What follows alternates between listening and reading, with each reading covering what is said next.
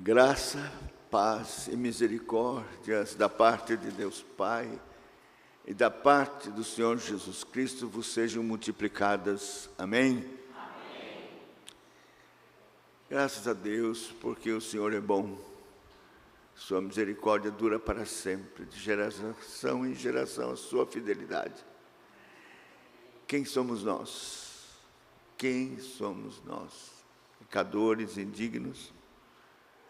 Não merecemos nada, nada, nada.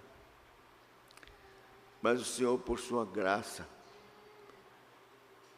para a honra e louvor da sua glória e por amor do seu próprio nome, quis salvar um povo para si. E é assim que nós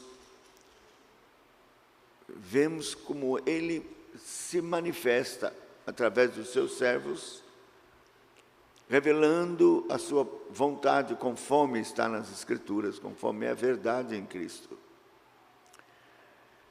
E essa verdade nos liberta, e essa verdade faz a obra. Há um poder na palavra unida ao Espírito Santo para regenerar, para mudar, para operar o novo nascimento. Nós não temos qualquer esperança no homem, na pessoa. Nossa esperança está na graça, na misericórdia de Deus, no poder de Deus e da sua palavra, unida ao Espírito Santo, operando nos corações. Então, desde sexta-feira, estamos trazendo aqui esta palavra do que é chamado de Evangelho da Graça do nosso Senhor e Salvador Jesus Cristo. O Evangelho da Graça está pautado, está calçado numa premissa, que é a soberania de Deus na salvação. A salvação pertence ao Senhor, que ela não depende dos homens. Deus quis salvar um povo.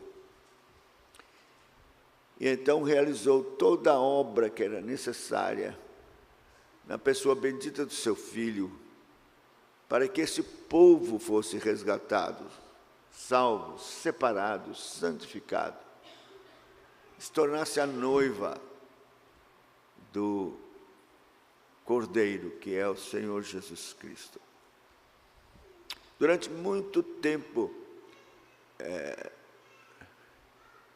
desde que o Senhor Jesus esteve aqui, realizou essa obra, e antes de ser assunto aos céus, Ele ordenou que os seus discípulos fossem e pregassem o Evangelho a toda criatura, ensinando-os a guardar tudo aquilo que Ele havia ensinado.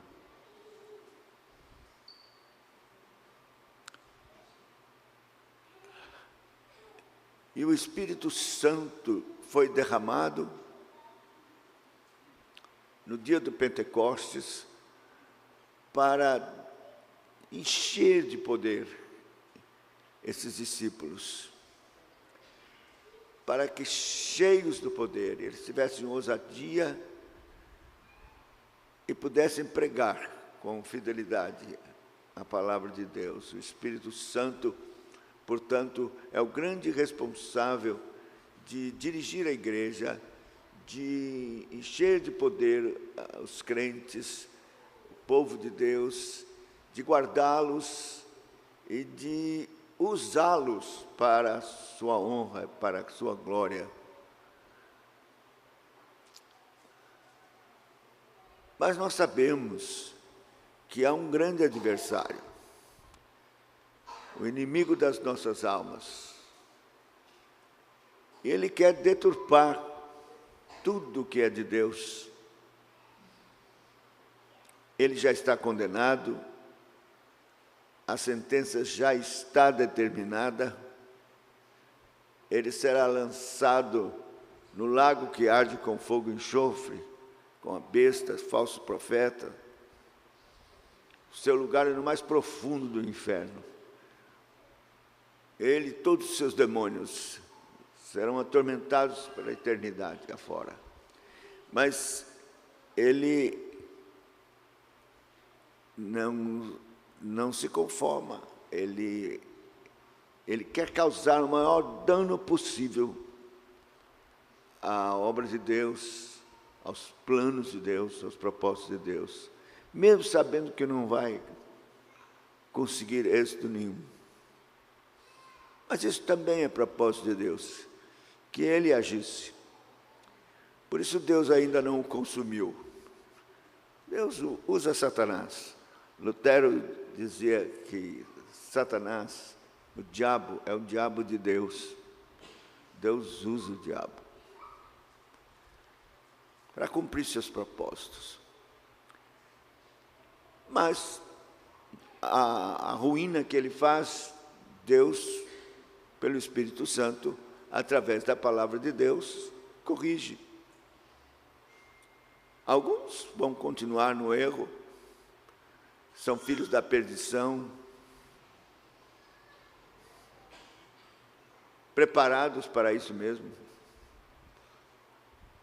Mas outros, conforme a vontade de Deus, sua graça maravilhosa, serão esclarecidos pelo Espírito Santo com relação à verdade de Deus, desta tão grande salvação. E é assim que, através do tempo, Deus tem levantado homens, pregadores, fiéis, que, mesmo com um grande preço, até alguns da sua própria vida, não abrem mão da verdade de Deus e com a ousadia que o Espírito Santo lhes dá, pregam. Nós estamos, então, nesta labuta de Deus para restaurar a verdade do Evangelho antigo da graça do nosso Senhor e Salvador Jesus Cristo. Porque Satanás estabeleceu, num momento, uma proposta de erro, uma mudança de eixo do Evangelho, como já dissemos aqui. Antes centrada em Deus, conforme Cristo ensinou e pregou, mas agora centrada no homem e adulterado. O Evangelho foi adulterado, facilitado, sintetizado para se tornar palatável e fazer com que as pessoas sejam atraídas para ele com objetivos não salutares. É assim que, já por muito tempo, isso tem se espalhado, se popularizou, se tornou popular esse evangelho fácil. E a igreja tem perdido força.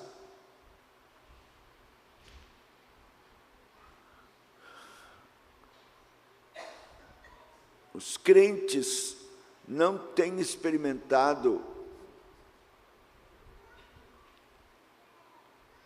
aquilo que o Senhor Jesus Cristo disse que experimentariam.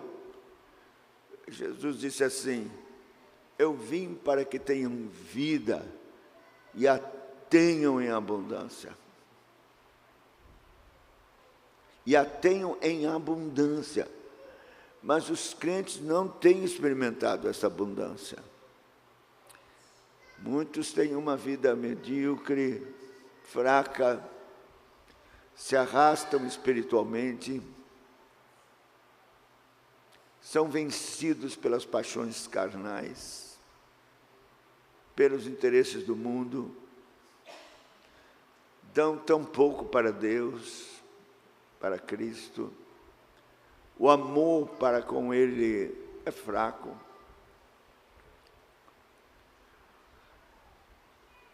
E com isso, o referencial do poder do Evangelho e da cruz tem se perdido. As pessoas olham para a vida dos crentes hoje e perguntam: é isso aí que é o resultado da cruz? Crentes cheios de prática de pecado, que não tem diferença alguma com o que há no mundo. Na verdade, eu acho até melhor isso, a maior parte do mundo nem sabe que é crente. O pior é quando sabe e é uma calamidade.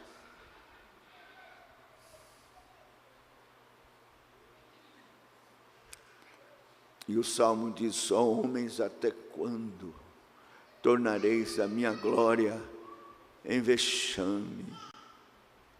Amareis a vaidade, buscareis a mentira. Sabei que o Senhor conhece para si o que lhe é querido.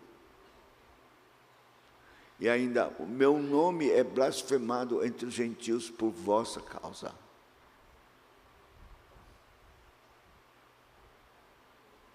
A cruz perdeu seu valor, a sua atração.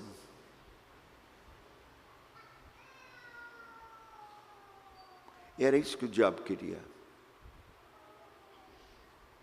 A gente não entende porque Deus permite que isso aconteça, mas acontece.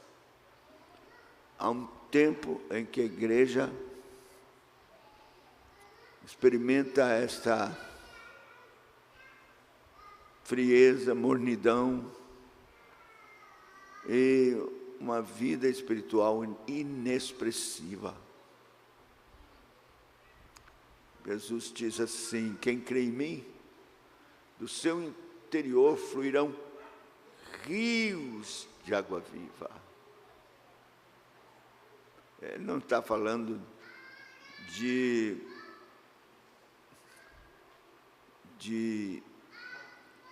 um ribeiro, um riachozinho. Ele não está falando de um rio, mas rios de água viva. Uma fonte a jorrar para a vida eterna. Quando a gente olha para a igreja primitiva, a gente fica pensando: meu Deus, o que aconteceu? Você vê a vida daquelas pessoas. O texto diz assim: era um o coração e a alma dos que criam, havia neles abundante graça. Ninguém tinha necessidade alguma, ninguém considerava seu o que lhe era como seu somente, mas vendiam propriedades, entregavam aos pés dos apóstolos.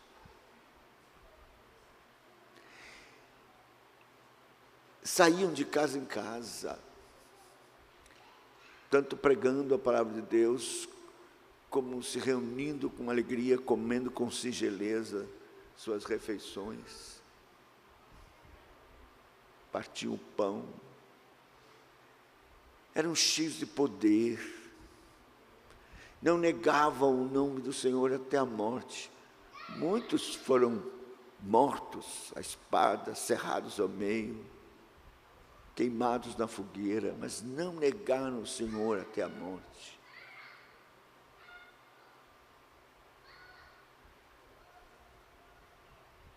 Havia manifestações extraordinárias do poder de Deus. O Senhor confirmava a palavra e a vida deles com manifestações extraordinárias de poder.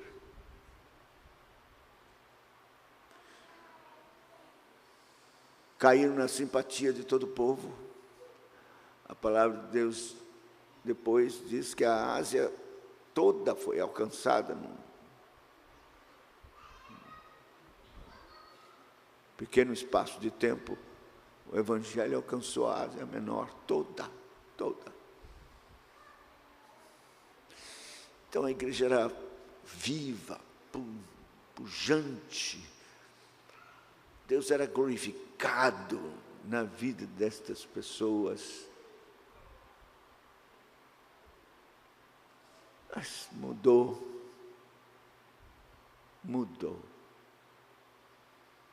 O que foi que aconteceu? Por muito tempo eu fui pregando o Evangelho, cruzadas, fazendo apelo, chamando pessoas, preguei na televisão, em todos os lugares. Mas algo me incomodava, porque as pessoas que vinham à frente não ficavam.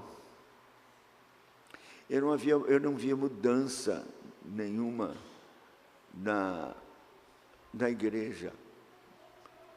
O fenômeno era assim, inchava a igreja, uma farta aderência, mas muito pouco compromisso e vida. Então eu comecei a orar, e dizer, meu Deus, o que é que está errado? O que é que está errado?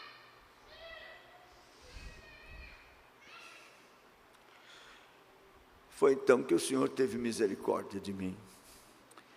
Ele me mostrou. Eu estava, juntamente com todos os outros evangelistas famosos e tal, pregando um evangelho que não era o evangelho da graça. Um evangelho de decisões, cuja pregação era mais de promessas de benesses, sem tratar do custo, do que significa seguir a Cristo, das implicações sérias do que significa Cristo. Não venha, você vai ser curado, cura interior, você vai receber isso, você vai ser aquilo, venha para Cristo, que vai resolver, todos os seus problemas vão ser resolvidos, seus pecados serão perdoados, você vai ser livre do inferno, venha. Então as pessoas vinham, porque todos têm problemas, têm dificuldades, e eles querem solução. Por isso essas igrejas neopentecostais estão cheias, porque eles prometem cura, pare de sofrer, venha. Mas não é assim, não é esse o Evangelho. E então, as pessoas estão lotando as igrejas por um interesse imediato, para resolver problemas imediatos, e não estão preocupados com a sua alma, não estão preocupados com a glória de Deus.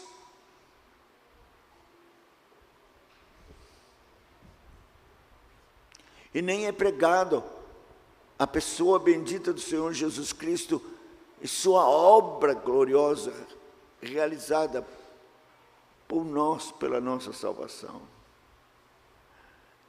Jesus é um nome místico, poderoso, que vai curar você e resolver.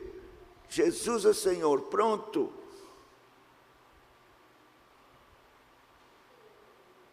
É verdade, meus irmãos, é que nós estamos num grande perigo, porque Satanás, usando esse tipo de pregação, tem entorpecido as pessoas. As pessoas têm uma sensação de que estão salvas, que está tudo bem, quando não está tudo bem. Não pode estar. Como é que você faz uma dicotomia? Bom, eu estou bem, já fui perdoado dos meus pecados, estou livre do inferno, vou para o céu, e vive uma vida miserável de prática de pecados. sem expressão alguma, completamente diferente daquilo que o Senhor prometeu, que era uma vida abundante e que do seu interior jorrariam águas de água viva. Não é assim, e você fica tranquilo achando que está tudo bem. Eu aceitei Jesus, pronto. Não, meus irmãos.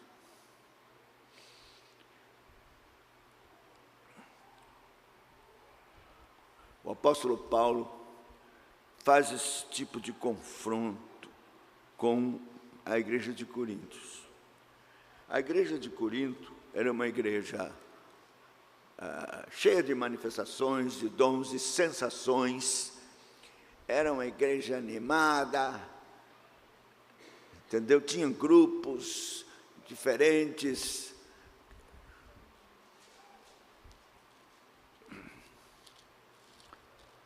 E eles estavam muito entusiasmados com dons, manifestações, sensações. Isso até os envaidecia. Então o apóstolo Paulo dá uma exortação que é como se tirasse o chão e fizesse com que esses que achavam que eram crentes ficassem perturbados. Alguém poderia dizer, mas como é que Paulo faz isso? Todo mundo estava muito bem, animado, e ele vem e coloca uma dúvida na mente das pessoas sobre a salvação delas. E pior é o que eu vou fazer agora com você. Em 2 Coríntios, capítulo 13, no versículo 5, tem aqui um versículo perturbador. Olha, aqui não tem caixinha de promessa não, só tem aqueles versículos que animam, né, você. Esse aqui é para arrasar, acabar com a sua tranquilidade. 2 Coríntios capítulo 13, versículo 5 diz: examinai-vos a vós mesmos, se realmente estáis na fé. Provai-vos a vós mesmos, ou não reconheceis que Jesus Cristo está em vós, se não é que já estáis reprovados. Para quem o apóstolo Paulo está falando isso? Para gente, falando línguas, profetizando, tendo visões, experiências extraordinárias, curando pessoas, expulsando demônios, num envolvimento, num ativismo e de manifestações de poder. Como é que Paulo é capaz de dizer isso para essa igreja?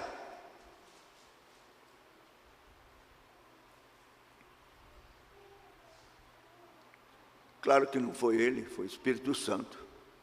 Foi Deus que mandou. E ele escreve aqui, é o Espírito Santo. Examinai-vos a vós mesmos, se realmente estáis na fé. Provai-vos a vós mesmos, ou não reconheceis que Jesus Cristo está em vós, se não é que já estáis reprovados. Então, eu estou repetindo, isso aqui foi escrito. Deus quis que fosse escrito e que ficasse para a posteridade, para a sua igreja em todas as épocas, para que se fosse lido em Pirangi agora.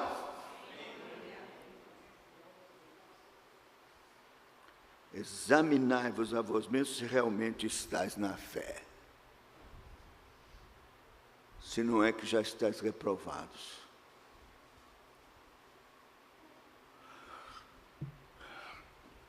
Isso foi perturbador para mim também, mas valeu a pena. E no Evangelho de Mateus tem algo pior. Você tem negócio pior do que esse? Tem. No Evangelho de Mateus, capítulo de número 15, você vai ver Jesus falando de uma multidão, aliás, 7:15, de uma multidão de crentes na antessala do inferno, prontos para serem jogados no inferno, crentes. Você pergunta, crente vai para o inferno? Vai, porque não é verdadeiramente crente, porque está sim de crente que não é crente nas igrejas, e que nunca nasceram de novo. Eu vou começar no verso 15, Mateus 7, versículo 15, vou começar. Leia aí comigo, fica atento. Acautelai-vos dos falsos profetas, que se vos apresentam disfarçados de ovelhas, mas por dentro são lobos roubadores. Pelos seus frutos os conhecereis. Colhe-se porventura uvas dos espinheiros ou figo dos abrolhos? Assim toda árvore boa produz bons frutos, mas a árvore má produz frutos maus. Não pode a árvore boa produzir frutos maus, e nem a árvore má produzir frutos bons. Toda árvore que não produz bons frutos é cortada e lançada no fogo. Assim, pelos seus frutos os conhecereis. Deixa eu botar o dedo aqui, que depois eu vou continuar. Que frutos são esses? Muita gente pensa que é trabalhar na igreja, é pregar o evangelho, ganhar outras almas para Cristo. Mas não é. Jesus não está falando desses frutos. Ele não está falando do que você pode fazer. Jesus está falando do que você é ou não é. Ou uma árvore boa ou uma árvore má. O negócio é a natureza da árvore. Esse é o problema. O fruto aqui tem a ver com o fruto do Espírito. Aquele fruto que está lá em Gálatas, no capítulo de número 5, Gálatas 5, 16, começa assim: digo, porém, andai no Espírito, jamais satisfareis a concupiscência da carne, porque a carne milita contra o Espírito, e o Espírito contra a carne, porque são opostos entre si, para que não façais o que porventura seja do vosso querer. Mas se sois guiados pelo Espírito, não estáis sob a lei. Ora, as obras da carne são conhecidas, são prostituição, impureza, lascívia, idolatria, feitiçarias, inimizades, porfias, ciúmes, iras, discórdias, dissensões, facções, invejas, bebedices, glutonarias e coisas semelhantes a estas, a respeito das quais eu vos declarei, como já outrora vos preveni, que não herdarão o reino de Deus os que tais coisas praticam. Olha, frutos da carne. Satanás inventou uma doutrina de crentes carnais salvos. Não existe isso. Mas Paulo escreveu para os coríntios dizendo, não é assim que sois carnais? Ele estava falando realmente para crentes carnais, mas jamais ele ensinou que esses crentes carnais iam ser salvos. Eles tinham que se arrepender e nascer de novo, lá na igreja de Corinto. Hoje também, crente carnal não está salvo, tem que se arrepender e nascer de novo. Porque ele diz: declaro, como já outrora vos preveni, que não herdarão o reino de Deus os que tais coisas praticam, obras da carne, que praticam o pecado, não estão salvos, e não serão.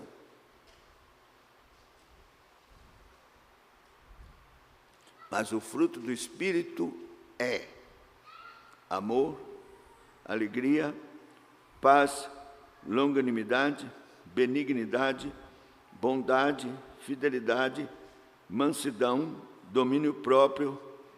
Contra essas coisas não há lei. E os que são de Cristo Jesus crucificaram a carne com suas paixões e concupiscências. Se vivemos no Espírito, andemos no Espírito. Está vendo o fruto? Pelos frutos os conhecereis. Que frutos? Amor, alegria, paz, longanimidade, paciência esticada, né? Longanimidade é isso. Benignidade, uma pessoa boba que acredita em tudo, que não desconfia, crê. Bondade, fidelidade, mansidão, domínio próprio. Por esses frutos conhecereis. Agora veja que coisa horrível. Volta lá para Mateus, capítulo 7. Vou ler agora versículo 21. Esse é o momento drástico, terrível, que eu falei de uma multidão de crentes na antessala do inferno, pronto para serem lançados no inferno. Está aqui, começando no verso 21. Nem todo que me diz Senhor, Senhor, essa é uma expressão de crente mesmo. Nem todo que me diz Senhor, Senhor, entrará no reino dos céus, mas aquele que faz a vontade de meu Pai que está nos céus. Muitos, essa palavra muitos, né? São poucos não. Muitos, naquele dia, hão de dizer-me, Senhor, Senhor, porventura não temos nós profetizado em teu nome? Veja, profetizaram. Em teu nome não expelimos demônios? Expeliram. Em teu nome não fizemos muitos milagres? Fizeram. Aí você diz assim, mas como pode ser, pastor? Gente que não nasceu de novo, prática de pecado, vai ser jogado no inferno e é usado pelo Espírito Santo? Sim ou não? Sim. Sim, senhor. Deus usa quem quer. Usou até a mula. Usa você. Usa qualquer um. Usa até ímpio. Usa até Satanás. Quer dizer que o Espírito Santo pode usar pessoas que não nasceram de novo e que não vão ser salvas? Pode sim. A Bíblia fala. Nós temos exemplos na palavra de Deus. Saul, Deus já havia abandonado Saul. Ele estava perseguindo Davi para matar, com ódio no seu coração. Ele queria matar Davi. E aí ele soube que Davi estava lá no acampamento dos profetas. E ele foi lá para matar Davi. Quando foi chegando, o Espírito Santo tomou ele e começou a profetizar.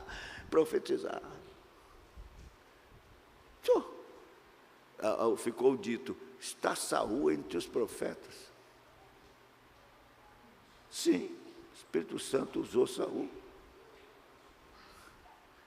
que não era crente, não, de forma nenhuma, nunca foi.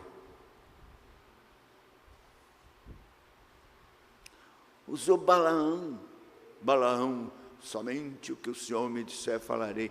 Era ganancioso, mentiroso, espírita. Mas o Espírito Santo veio sobre ele, e ele, em vez de falar mal, abençoava com a palavra de Deus, pelo Espírito Santo, profetizava, cheio do Espírito Santo. Mentiroso, era ímpio esse Balaão. Tanto é que ele viu que não tinha jeito de prejudicar Israel profetizando. Ele chegou para Balaque e disse: eu vou lhe dizer um segredo, que você pode trazer ruína aí para o povo. Bota as mulheres prostitutas, sensuais, adoradoras daí do Deus de vocês, na retaguarda, e convidando alguns desse povo para vir para adorar e participar das festividades do Deus. Faça isso para você ver. E Balaque fez. E veio uma peste, matou, foi muita gente. Teve um que, de mãos dadas com a ímpia Malequita, andando no meio da congregação, de mão dada, Finéias, cheio do Espírito de Deus, com a ira de Deus, tomou a lança e atravessou os dois. A peste parou, a praga. Mas Balaão foi usado pelo Espírito Santo. O fim dele, Moisés mandou matá-lo, a espada. Ele morreu. Pela espada do Senhor, nas mãos de Moisés e do povo. A gente tem, se a gente pensar em Judas, Judas, 3 anos com o Senhor. Chegou um momento em que o Senhor mandou 70, de 2 a 2, e Judas foi também. E diz o texto que eles voltaram alegrinhos. Senhor, em teu nome os espíritos se nos submetem. Judas estava no meio. Expulsamos demônios no teu nome, Senhor. Aí Jesus disse assim: não fiquem alegrinhos, porque os espíritos submetem meu nome. Fiquem alegres se o nome de vocês está escrito no livro da vida. Então, não, o Espírito Santo pode usar, não fique confiando nas suas sensações. Se arrepia todo quando canta, chora, ou tem qualquer sensação, ou está feliz porque você está fazendo isso, fazendo aquilo, no trabalho do Senhor. Não, você não se deixe levar por sensações, ou por estar fazendo qualquer coisa simplesmente na obra do Senhor, e com isso você conclui que está tudo bem, que você está salvo. Não é isso, não é. Ninguém é salvo por obra nenhuma, nem pelo que faz, por nada.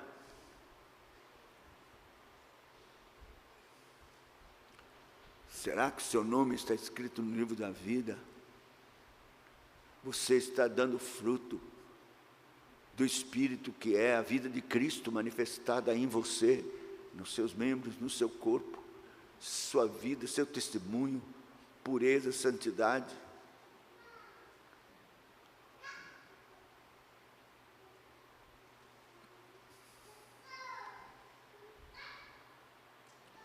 E agora o verso final.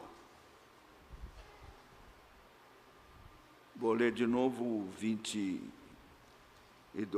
Muitos naquele dia hão de dizer-me: Senhor, Senhor, porventura não temos nós profetizado em Teu nome?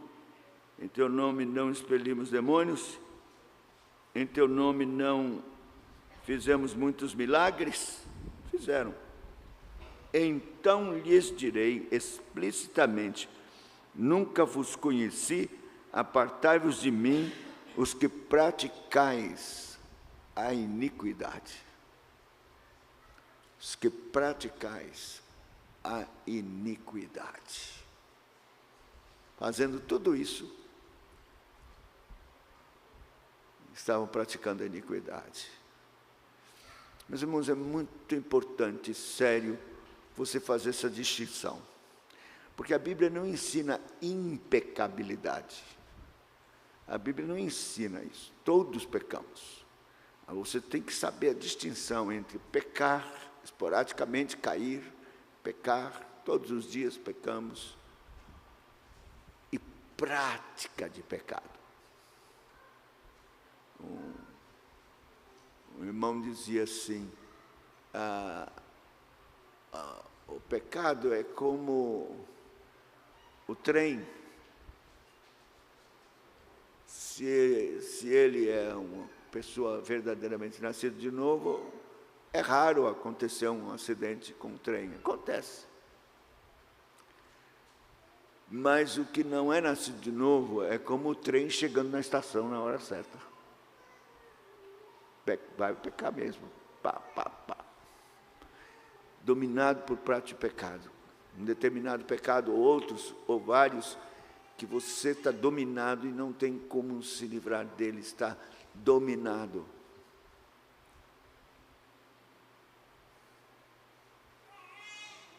Isso é muito sério.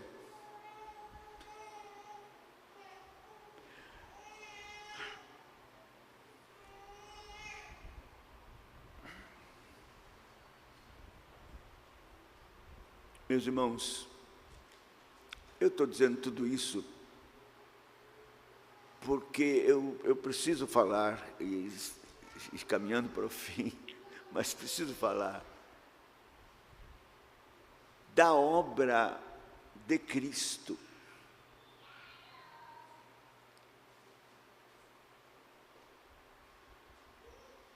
E os seus efeitos gloriosos e poderosos. Porque nós não nos libertamos do domínio do pecado, do mundo, das paixões de Satanás, pelo nosso esforço ou por qualquer obra nossa. A libertação, a salvação, a justificação, a santificação, ela vem de Cristo e do que Ele fez por nós.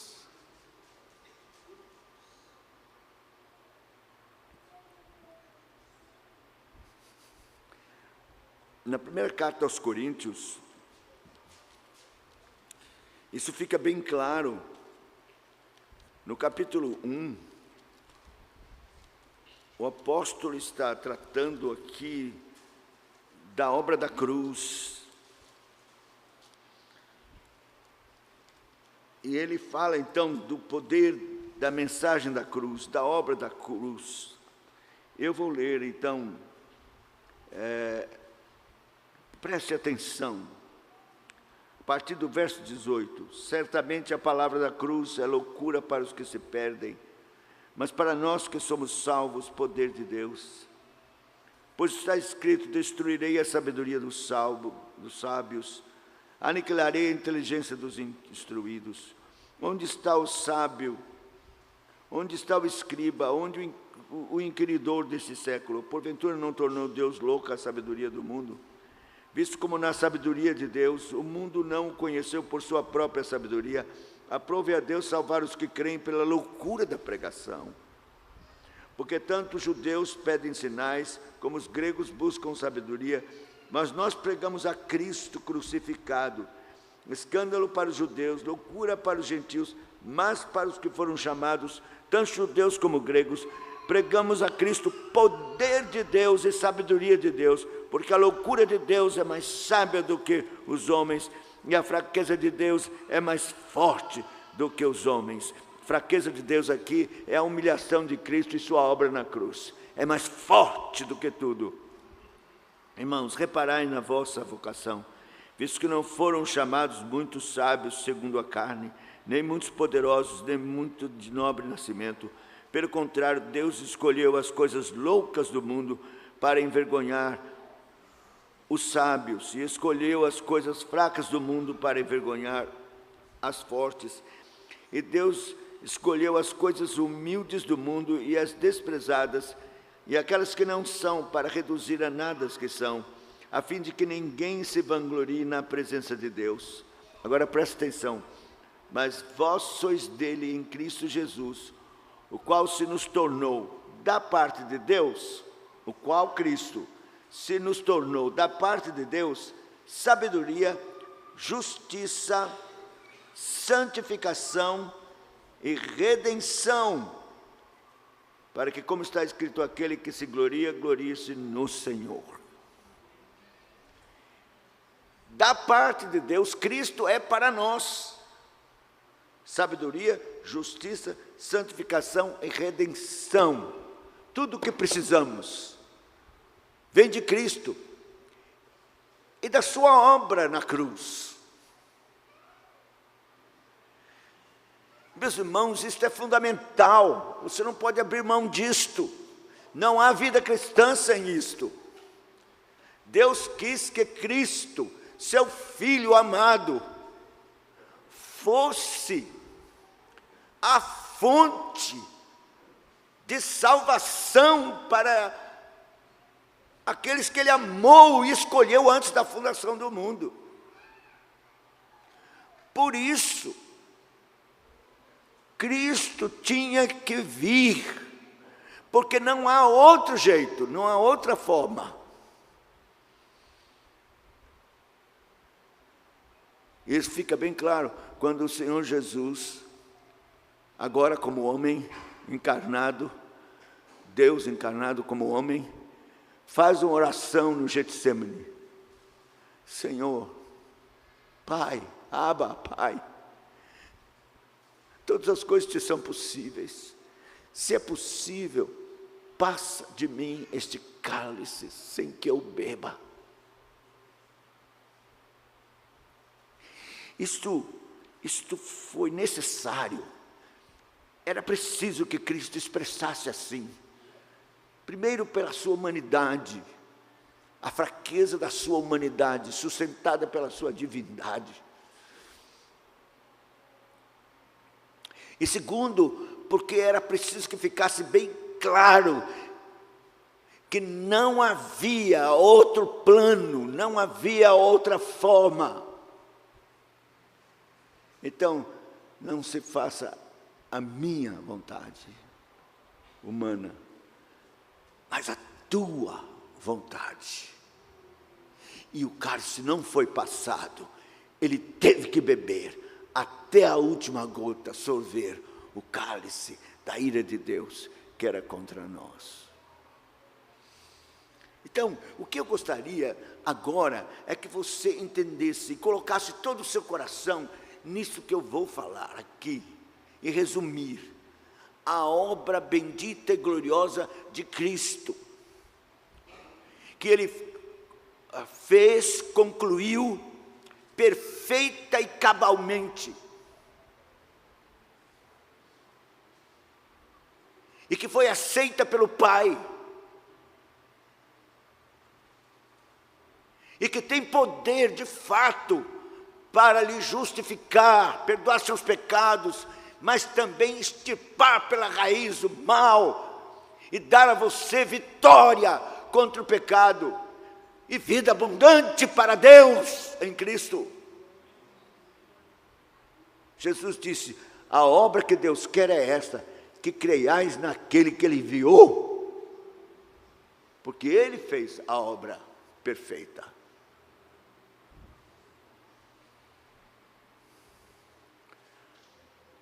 Nasceu, nós sabemos, de forma extraordinária, numa ação poderosa do Espírito Santo, concebido por obra e graça do Espírito Santo. Deus o protegeu de receber o pecado original. Deus o protegeu. A ente santo de Deus, concebido pelo Espírito Santo e pela natureza da Virgem Maria, que era pecadora.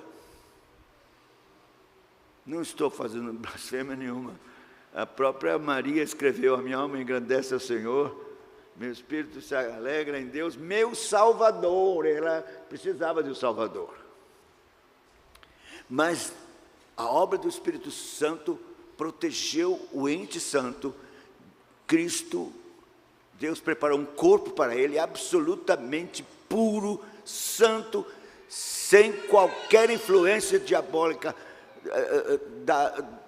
desse pecado infeliz que nossos primeiros pais praticaram, e nós com eles lá.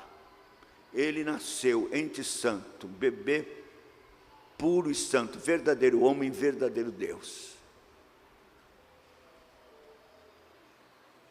E assim ele foi criado, nas condições humanas, mamando, tudo, precisando de cuidado, foi crescendo em graça e sabedoria diante de Deus, diante dos homens, até que já homem, agora se apresenta para realizar a obra de justiça, e cumprir toda a justiça requerida por Deus para nós. Veja, preste atenção, a experiência de Lutero é muito importante. Lutero foi ensinado pela Igreja Católica que ele devia fazer obras e construir uma justiça para agradar a Deus, para poder ser salvo. E ele fazia de tudo que você podia imaginar, jejum, flagelos,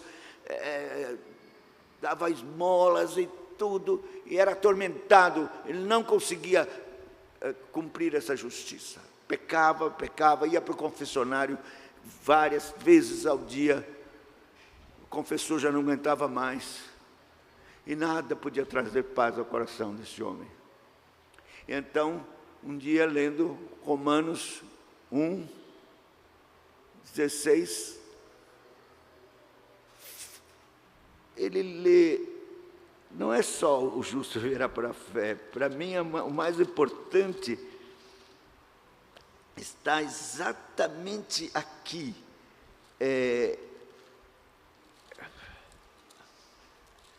Romanos 1:16. Pois não me envergonho do Evangelho, porque é o poder de Deus para a salvação de todo aquele que crê, primeiro do judeu, também do grego. Agora, verso 17. Visto que a justiça de Deus se revela no Evangelho. Essa frase, presta atenção. A justiça de Deus se revela no Evangelho. A justiça de Deus está pronta. A justiça de Deus foi feita por Cristo. Ele é a justiça de Deus e Ele realizou a obra que nós não tínhamos condições de fazer e que Deus exige. Ele fez. Sua vida e obra, sua morte de cruz e ressurreição compõem a justiça que Deus requeria. Por isso, a justiça de Deus está exposta no Evangelho. Revela, a justiça de Deus se revela no Evangelho. É a obra de Cristo. Aí, o Espírito Santo abriu o entendimento de Lutero. Ele disse, então não é a minha justiça que eu vou produzir, isso não leva a nada, não consigo nunca. E cheio de pecado, trapo de imundície, não dá. Mas é a obra que Cristo fez, perfeita, pura, completa, que é revelada no Evangelho, e que eu preciso simplesmente crer, pela fé, pegar para mim.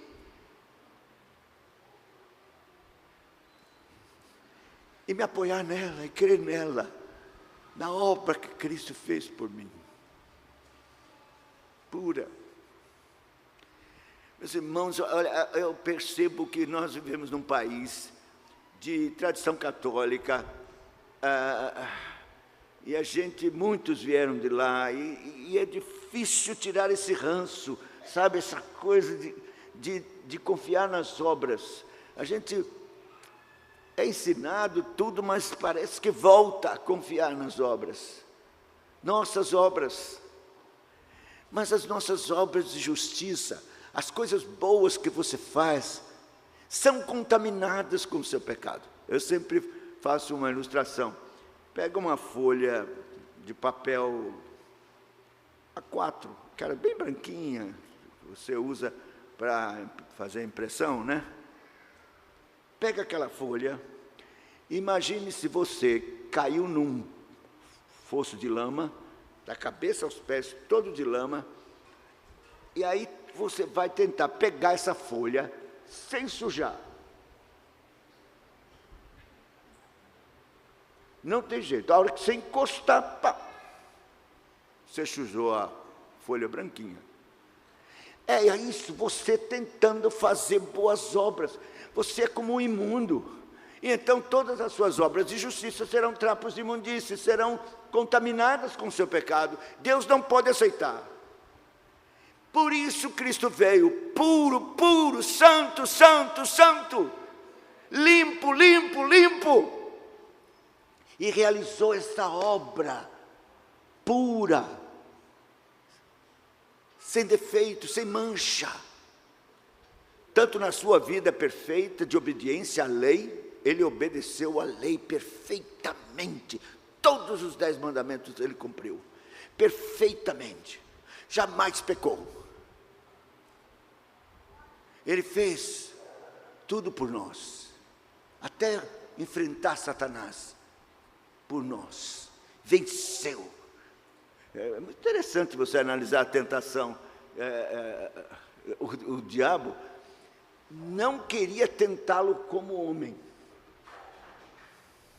queria tentá-lo como filho de Deus, não como homem.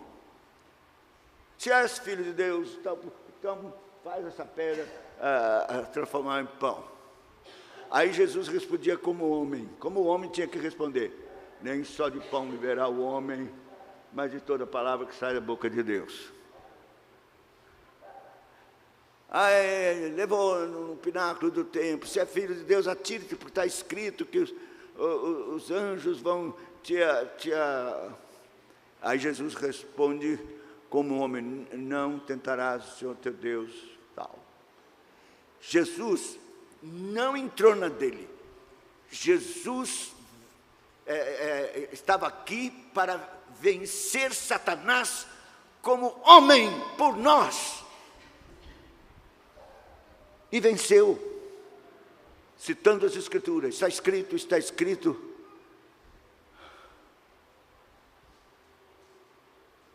E Satanás fugiu, foi embora.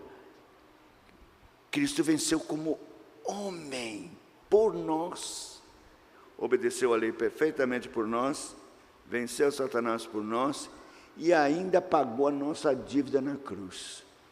E você precisa entender isso, preste atenção.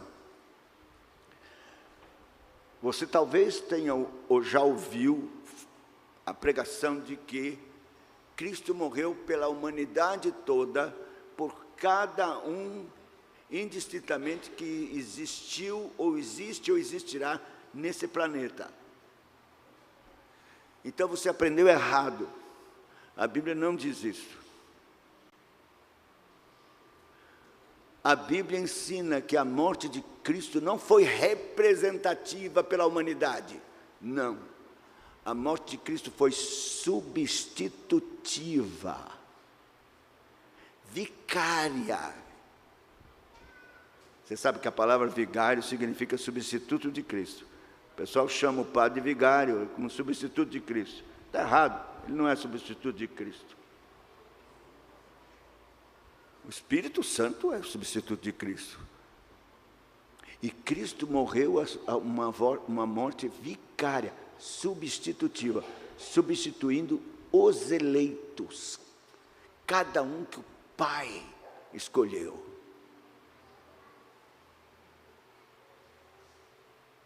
Ele veio sabendo disso. Então ele começa dizendo que veio para fazer a vontade do Pai. E a vontade do Pai é que ele não perdesse nenhum de todos que o Pai lhe concedeu. Lá naquela reunião que eu disse aqui, lá na eternidade, o Pai entregou um livro com o nome de todos os eleitos. Ele disse: a vontade de meu Pai é que eu não perca nenhum desses. E então, Cristo foi fazendo a obra em nosso favor, pensando em nós.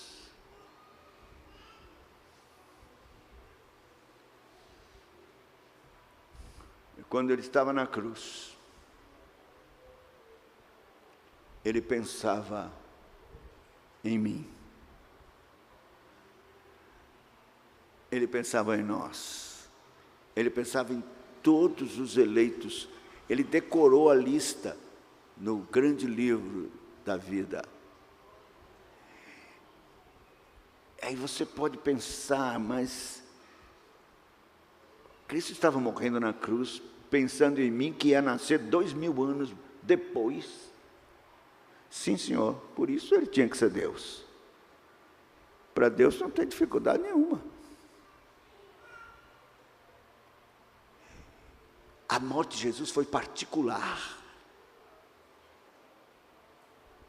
definida e direcionada a cada eleito. Que ele diz: são os de Deus, são minhas ovelhas, filhos dispersos.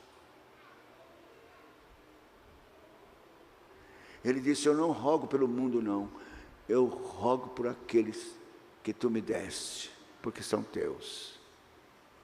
Então, a morte de Jesus foi particular. O apóstolo Paulo sabia disso. Veja que aqui no livro de Gálatas, no capítulo 2, a partir do verso 18, ele diz assim: porque se torno a edificar aquilo que destruí, a mim mesmo me constituí transgressor, porque eu, mediante a própria lei, morri para a lei, a fim de viver para Deus. Estou crucificado com Cristo, logo já não sou eu quem vive, mas Cristo vive em mim. E esse viver que agora tenho na carne, vivo pela fé no Filho de Deus, que me amou e a si mesmo se entregou por mim. Ah, mas ele era o apóstolo Paulo? Não! Todos os eleitos precisam dizer isto: me amou e se entregou por mim. Meus irmãos, quando eu entendi isso, que é chamado de expiação limitada, específica, direcionada, particular, quando eu entendi isso, disse: meu Deus, quer dizer que Deus deixou a sua glória pensando em mim. Josafá começou seu ministério, foi batizado pensando em mim. Josafá enfrentou Satanás. Eu vou dizer para o Josafá: está escrito. Eu estou botando meu nome, mas você tem que botar o seu.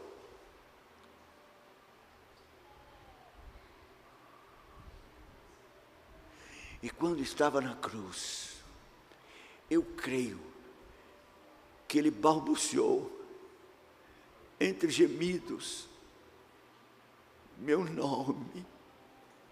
E eu creio que ele sabia. Foram 3 horas de escuridão em que Deus foi colocando sobre ele o pecado de nós todos.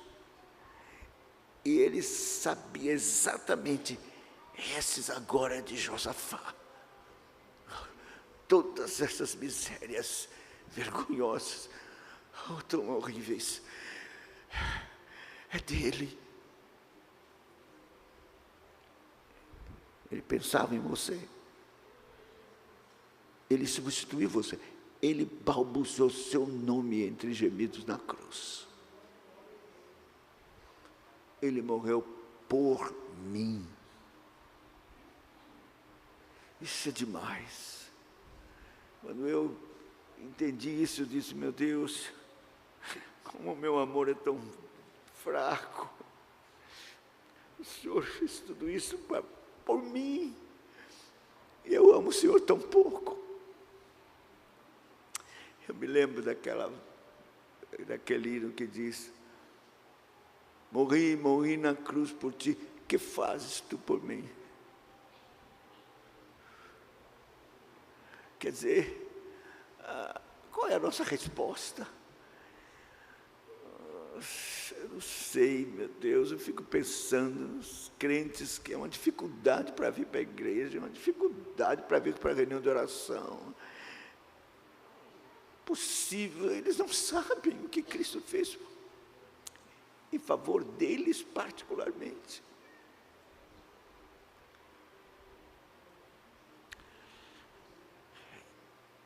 Ele então recebeu todo o nosso pecado e recebeu toda a ira e todo o juízo, todo o castigo de Deus que era para mim.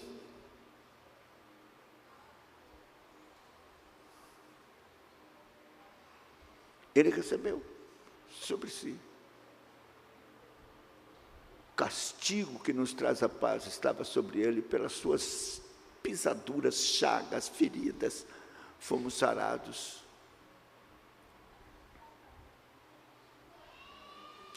Ele recebeu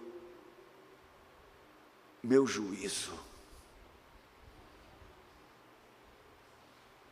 Ele sofreu em meu lugar, meu castigo.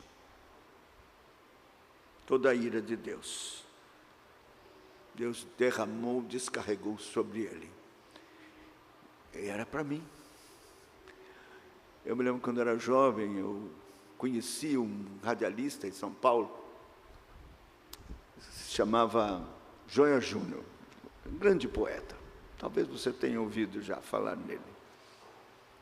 Mas ele tem uma poesia, eu sou horrível para decorar nada.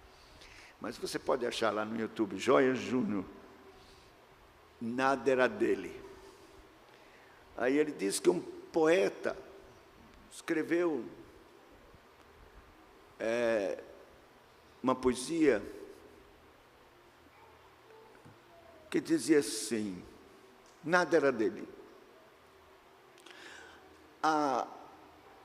O berço, que era para ser berço, era uma manjedoura, um coxo, não era dele, era emprestado. Aí, o barquinho que ele foi pregar, onde ele ficou ali sentado para pregar, não era dele, era emprestado. O jumentinho que ele sentou para entrar com a multidão em festa em Jerusalém, não era dele, era emprestado. O pão que ele multiplicou e saciou a multidão, não era dele, era emprestado. Mas a cruz dolorosa, a coroa espinhosa, essas eram de fato de Jesus. Aí Joia Júnior diz assim, não concordo com esse poeta, que isso contraria a própria realidade.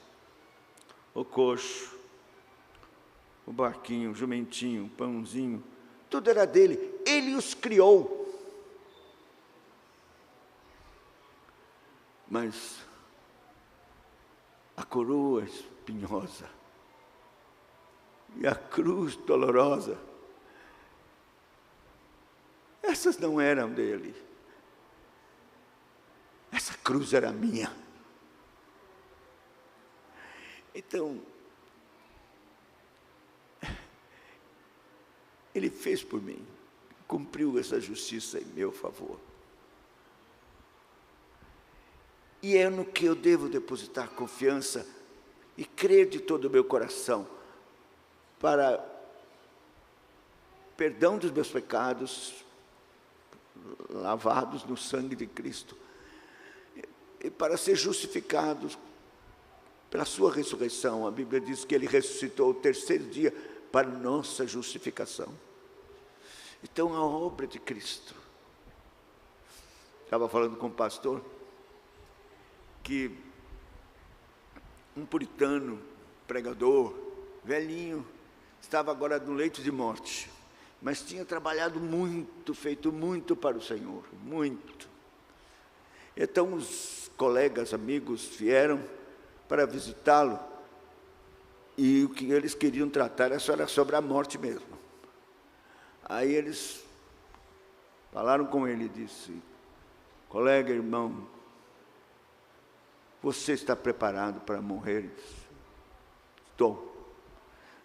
Tem certeza mesmo da sua salvação? Você vai fechar os seus olhos e ser recebido pelo Senhor Jesus? Sim, tenho plena certeza. Será que você está confiando que vai ser recebido pelo Senhor por tudo que você fez? Porque de fato você trabalhou muito, pregou muito, ajudou muitas pessoas, fez muitas obras. Você está confiando que no final Deus vai ver tudo o que você fez e vai lhe receber lá? Aí ele respondeu o seguinte: sabe o que eu faço? Eu pego todos os meus pecados horríveis, ofensas contra Deus, coloco numa pilha. Aí pego todas as obras que eu fiz para Deus e boto em cima da pilha de pecado e corro para Jesus e me agarro nos seus pés.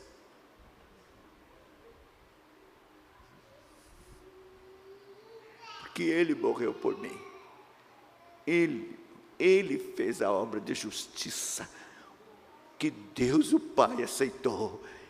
Sem Ele nada, sem esta obra eu estou perdido, mas eu creio, eu me agarro em Jesus, no que Ele fez por mim.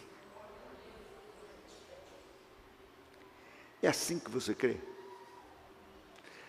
Sua segurança, certeza está na obra de Cristo e não nas obras que você faz. É assim. Então eu vou dizer, se é assim, você pode realmente ter certeza do perdão dos seus pecados.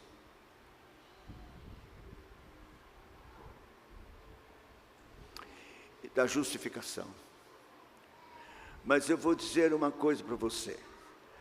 O perdão, a justificação, são irmãos siameses da santificação. Sabe? Sabe, irmãos siameses? É aqueles irmãos que nascem grudados. Pois é, justificação e santificação é irmão siameses, está grudado. Um não existe sem o outro. Você não pode dizer sou justificado e não ser santificado, ou desejar e buscar a santificação. E nem pode dizer sou santificado, mas ainda não sou justificado. Não existe isso. O justificado será santificado. O que ele mais quer é a santidade, é agradar a Deus, é fugir do pecado, é viver para Deus, é glorificar a Deus, amar a Deus, acima de todas as coisas. Porque a obra do Senhor necessariamente trará este resultado. pela obra de Cristo que somos feitos novas criaturas. Eu vou encerrar com isso. Adão gerou filhos para a morte e destruição, por causa do seu pecado.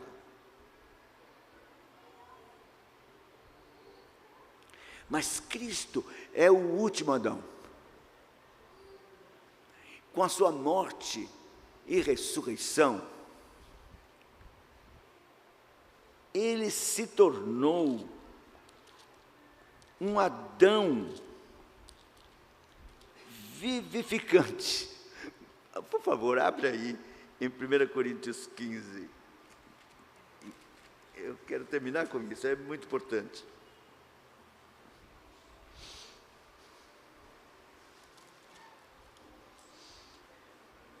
1 Coríntios 15, diz assim: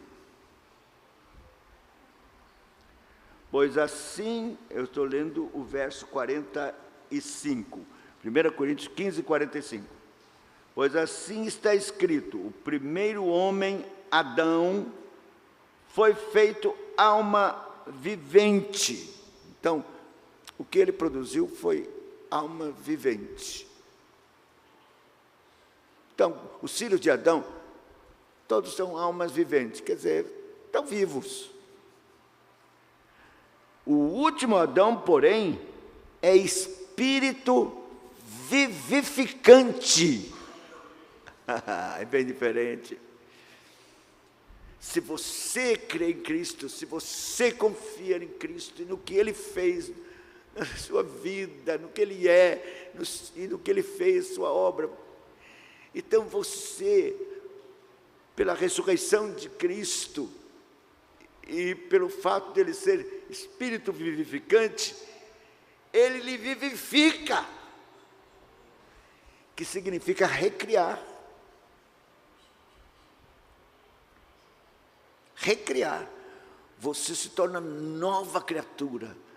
Aquele que está em Cristo, nova criatura é. As coisas velhas já passaram, isso que tudo se fez novo. Você agora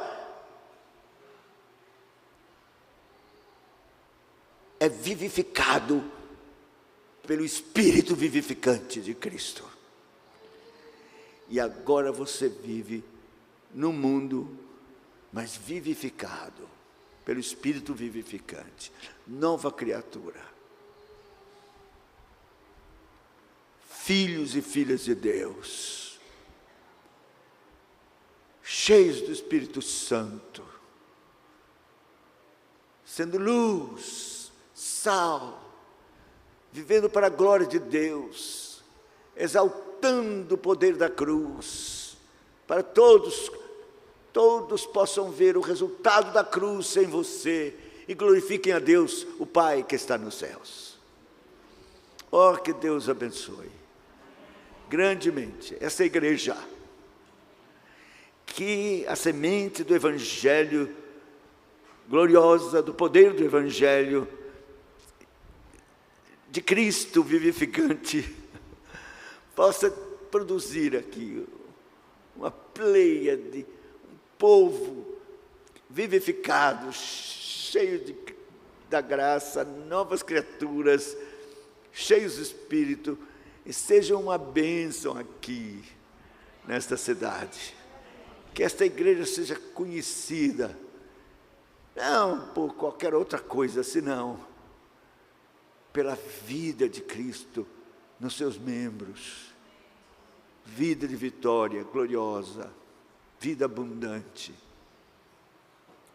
para a glória de Deus. Deus abençoe os irmãos.